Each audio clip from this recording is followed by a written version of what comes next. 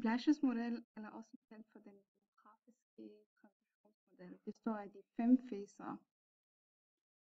Hvor den første fase er der, hvor blandt andet der er en høj dødsrate og en lav fødselsrate, så der er sket en helt stor udvikling. Men hvis man så nærmer sig hen til fase 3, så kan man sige, at der er sket en markant udvikling, også kaldt for en befolkningsudvikling, kan man sige. Da der er flere, som bliver født, men dødsraten er både faldende og stigende. Kommer an på, om det er fase 3 eller fase 4 eller 5, er der tale om.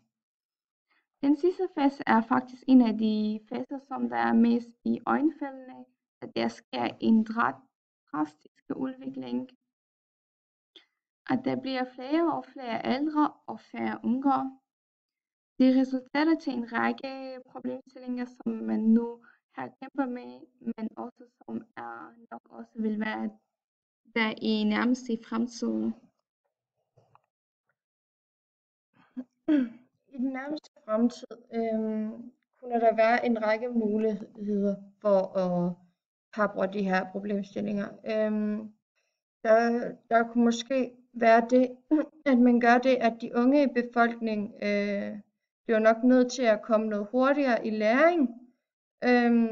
For eksempel, som vi også ser i dag, at nogle starter tidligere i læring. Det kan være for eksempel noget med sundhedssektoren at gøre, at nogle unge arbejder inden for sundhedssektoren, noget med medicin eller noget med service.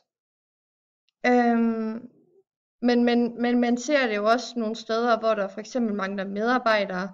Her hentyder jeg til SSA-hjælpere, som der tager sig af det medicinske, og så SSH-hjælpere, som der så tager sig af service.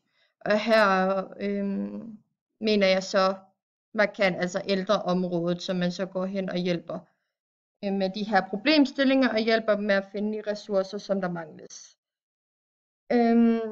Hvis vi nu kigger på dem, der er arbejdsløse, så kunne en af løsningerne også være, at de unge kommer selvfølgelig hurtigere i arbejde, og hjælper dem, som der har den her høje arbejdsløshed, til at finde nogle andre ressourcer, for eksempel i deres område i Danmark, eller måske i andre lande, som der måske har de ressourcer, der mangles. Det vil samtidig være med til at styrke de unge fagligt, men også deres faglige kompetencer på længere sigt.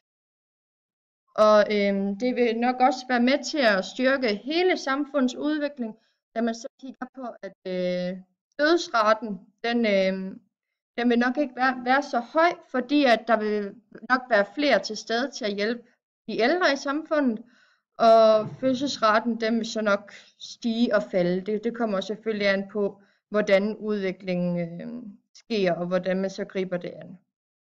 Sådan.